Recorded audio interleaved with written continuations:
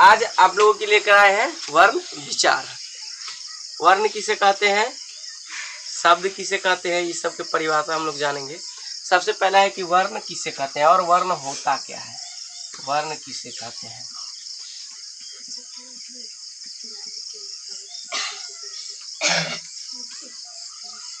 तो वर्ण उस मूल ध्वनि को कहा जाता है जिससे खंड या टुकड़े नहीं किए जा सकते हैं। यहाँ पर है वर्ण उस मूल ध्वनि को कहते हैं जिसे खंड या टुकड़े नहीं किए जा सकते।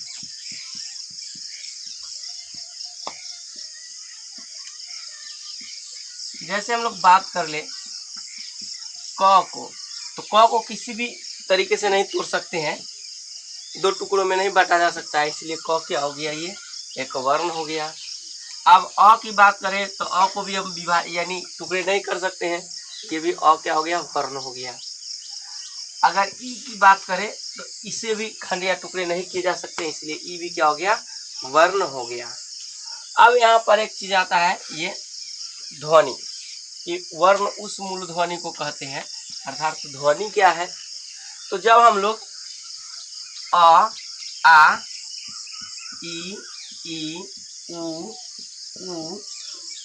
ए, ऐ इत्यादि ये जो लिखा गया है, इसके उच्चारण में अ, आ, ई, उ, ए, ऐ इत्यादि के उच्चारण में स्वर यंत्रों में जो घर्षण उत्पन्न होता है, कंपन उत्पन्न होता है, उसे ही ध्वनि कहते हैं। स्वर यंत्र जो मानव के जो लैरिक्स होता है जहाँ पे, उसी को हम लोग क्या कहते हैं, स्वर यंत्र कहते हैं। तो इसमें जो वायु का घर्षण होता है, कंपन होता है, उसी को क्या कहते हैं, तो ध्वनि कहते हैं। और अब आया कि वर्ण उस मूल ध्वनि को कहते हैं जिसे खंड या टुकड़े नहीं किए जा सकते। तो ये जैसे क है, अ है, आ है, उ है, ए है इत्यादि को हम लोग क्या करते हैं, खंड या टुकड़े नहीं कर सकते हैं, इसीलिए ये क्या हो गया, सभी वर्ण हुआ। अब वर्ण जो होते हैं दो प्रकार के होते हैं। वर्ण जो होते हैं दो प्रकार के होते हैं। कौन कौन है? वर्ण दो प्रकार के होते हैं, देखिए स्वर वर्ण और दूसरा है व्यंजन वर्ण।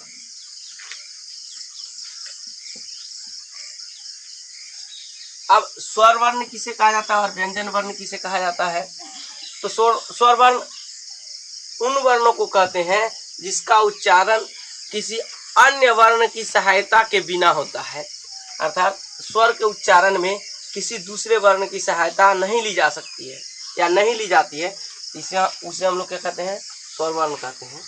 अर्थात इस वर्ण के उच्चारण में किसी अन्य वर्ण की सहायता नहीं ली जाती है। जैसे देख लीजिए, अ है, आ है, ई है, उ है, ए है, ऐ है, ओ, औ, री, 2, 2, 4, 2, 6, 2, 8, 2, 10 और 11, ये 11 स्वर वर्ण की संख्या इस तरह से 11 हो जाती है। तो स्वर वर्ण किसे कहा जाता है, हम लोग देख लिए कि जिन वर्णों के उच्चारण जो होता है अन्य वर्णों की सहायता के बिना होता है, उसी को हम लोग क्या कहते हैं, स्वर वर्ण कहते हैं।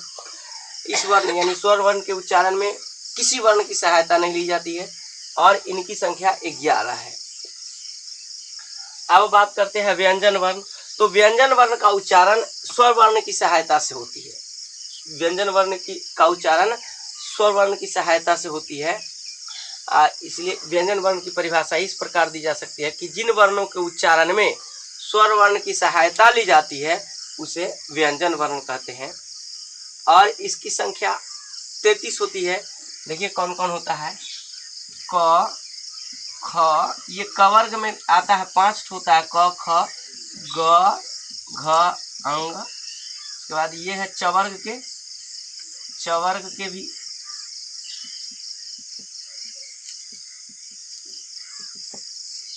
टवर्ग भी 5 होगा।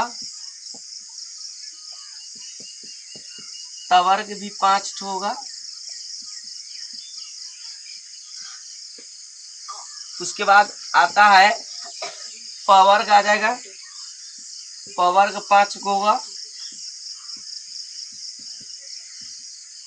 अंतस्थ जो होता है 4 होता है, य र ल और व। उसके बाद उष्म होता है, उष्म जो होता है स और स, और ये जो स होता है, एक ये स और ये स। और उसके बाद एगो विसर्ग होता है, एक पलूत जो आता है। इस तरीके से गिनिए 5, 5, 10, 15, 20, 25, 26, 27, 28, 29, 30, 31, 32। एगो ह होता है और एगो विसर्ग होता है। ये विसर्ग तो था ही था। इस तरीके से व्यंजन की जो संख्या हो गई 33 हो गई। व्यंजन की संख्या टोटल 33 हो गई।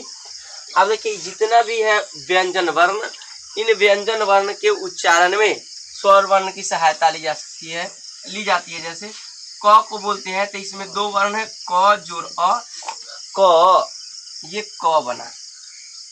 अब ग में देखिए ग जोड़ अ, तब ये हो गया ग। यानी व्यंजन वर्ण का उच्चारण स्वर वर्णों की सहायता से होती है। अब ये 4 ठो जो है इसको अंतस्थ कहते हैं, अंतस्थ वर्ण कहते हैं। ये जो है उष्म वर्ण है, क्योंकि इसके उच्चारण में जो होता है अधिक उष्मा निकलती है। स्वर यंत्रों में जो होता है इसके जो है ये जो है इसमें घर्षण अधिक होता है। एगो ये विसर्ग है। अब एक और आता है कि पलूत। पलूत एक और है जो व्यंजन में ही इसकी गिनती होती है, और इसका जो चिन्ह होता है इस तरीके से होता है। और इसका प्राय उपयोग हम लोग जैसे ऐसे जो ओम लिखते हैं होता है, इसका उच्चारण में होता है अधिक समय लगता है। जो को ह्रस्व दीर्घ जहाँ पर हम लोग पढ़ेंगे वहाँ पर कि ह्रस्व क्या है दीर्घ क्या है, तो इसी में ये पलूत आता है जिसका उच्चारण अन्य वर्णों की अपेक्षा 3 गुना समय लगता है। हम लोग पढ़ते रहते हैं ओम, है ना, तो ये आ गया। अब आ जाता है कि ये जो स्वर वर्ण है व्यंजन वर्ण है, इसकी संख्या 11 है, इसकी संख्या 33 है। अब देखिए हम अगर च की बात करेंगे तो च का भी उच्चारण जो है स्वर वर्ण की सहायता से होता है। जैसे ये च है तो च को लिखा जा सकता है च जोड़ अ, क्योंकि ये च जो है ये शुद्ध, इसमें अ नहीं है, स्वर नहीं है, स्वर रहित है।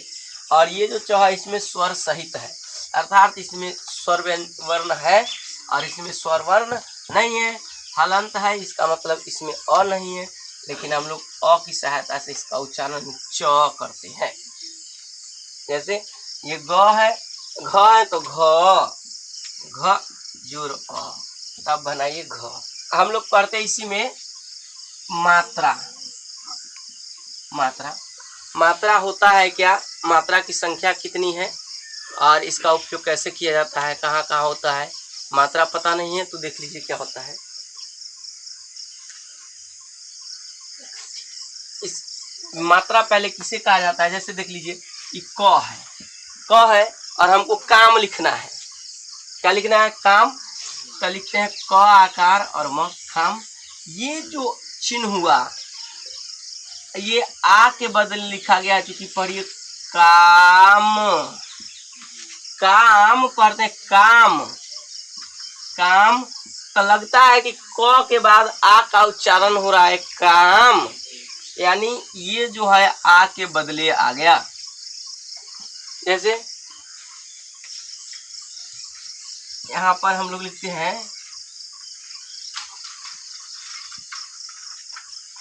कौन, कि कौन है ना, कौन है, तो कौन, क के बाद अगर हम सही से उच्चारण करके देखते हैं तो कौन, यानी ये क के बाद ये वाला जो है कौन, क के बाद ये जो उच्चारण हो रहा है लग रहा है कि अ का उच्चारण हो रहा है ना। इसका मतलब ये जो चिन्ह है इसका लग रहा है कि अ के बदले आ गया है।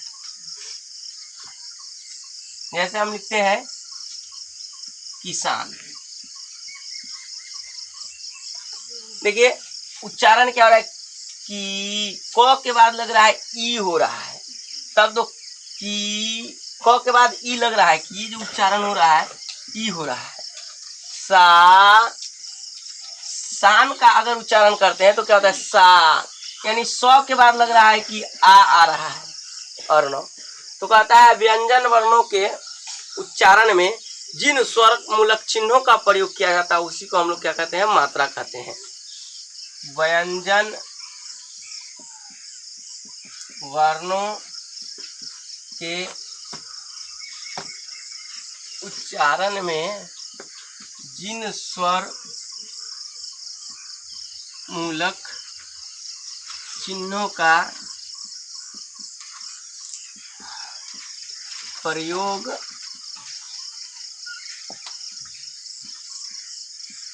किया जाता है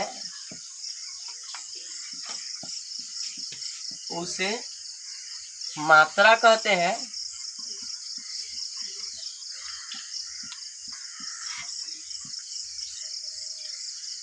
अब देखिए मात्रा कितनी होती है, हम लोग बचपन में पढ़ते हैं ककहारा। ककहारा कैसे लिखा जाता है देख लीजिए, लिखा जाता है क, का, की, कु, के, कई, को, कौ, कं, क। देख लीजिए इस तरीके से इसकी संख्या कितनी होती है, 12।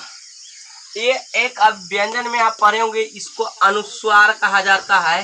ये अपने आप में एक व्यंजन है, अनुस्वार, अनुस्वार होता है और अपने आप में यह क्या है, व्यंजन है। ये जो है, ये जो दो चिन्ह वाला है ये विसर्ग है और ये इसका जो उच्चारण होता है हकार के ध्वनि इसके उच्चारण में उत्पन्न होती है।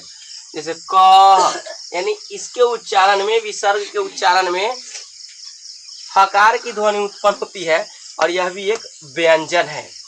अब बात करते हैं क, इसमें कुछ ना है, देख लीजिए ये जो लग रहा है ये लकड़ी जैसे एक चिन्ह है, क पर ये लगा, देख लीजिए इधर से एक चिन्ह लगा हुआ है, ये इधर से एक चिन्ह लगा हुआ है, ये एक चिन्ह है ऐसे, एक चिन्ह ऐसे, एक चिन्ह ऐसे, एक चिन्ह यहाँ पर ऐसे है, एक चिन्ह यहाँ पर ऐसे है और दूसरा चिन्ह यहाँ पर हम लोग छोड़ दिए हैं, ये जो हो गया ऐसे है इस तरीके से, और एक चिन्ह कहीं कहीं ऐसे लगा हुआ होता है।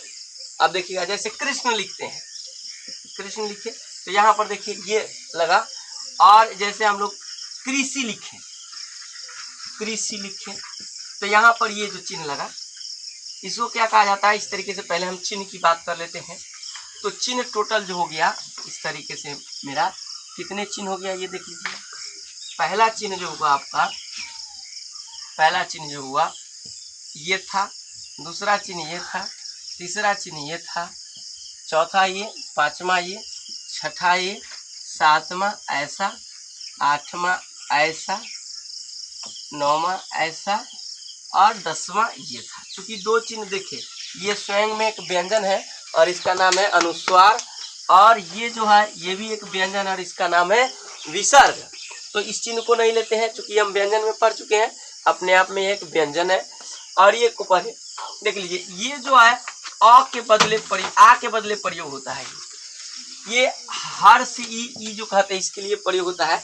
ये जो होता है ये ई के लिए प्रयोग होता है, ये ऊ के लिए प्रयोग होता है और ये ऊ के लिए प्रयोग होता है। ये एक के जगह पर प्रयोग होता है, ये जो है आई के जगह पर प्रयोग होता है और ये ओ के जगह पर प्रयोग होता है, ये औ के जगह पर प्रयोग होता है और ये री, ये भी एक हम लोग जो वहां पर स्वर पढ़े थे तो उसमें ये री एक स्वर था, ये प्रयोग किया जाता है। तो इस तरीके से हमने देखा क्या कि 1 2 3 4 5 6 7 8 9 और ये 10, इस तरीके से मात्रा जो हो गए 10 हो गए 10। और इसको कैसे पढ़ेंगे, ये मात्राएं को अगर पढ़ना हो तो इसे पढ़ेंगे आकार, ईकार, ईकार या हर्ष ईकार, दीर्घ ईकार। हम लोग पढ़ते हैं, इसको पढ़ते हैं हर्षुकार, दीर्घुकार या ऊकार और ऊकार। यानी ऐसे अगर नहीं पढ़े हैं तो देखिए इसमें कम जोर लगता है और इसमें अधिक जोर लगाना पड़ता है। तो इस क्या हो जाएगा, आकार, ईकार, ईकार, उकार, उकार, एकार, आईकार, ओकार, औकार और ये री। इस तरीके से टोटल कितने हो गए, मात्राओं की संख्या 10 हो गई। और मात्रा किसे कहा जाता है, तो हम लोग देख चुके हैं कि व्यंजन वर्णों के उच्चारण में जिन स्वरमूलक चिन्हों का प्रयोग किया जाता है उसे हम लोग क्या कहते हैं, मात्रा कहते हैं। तो इस तरीके से आपका वर्ण विचार का एक चैप्टर समाप्त होता है।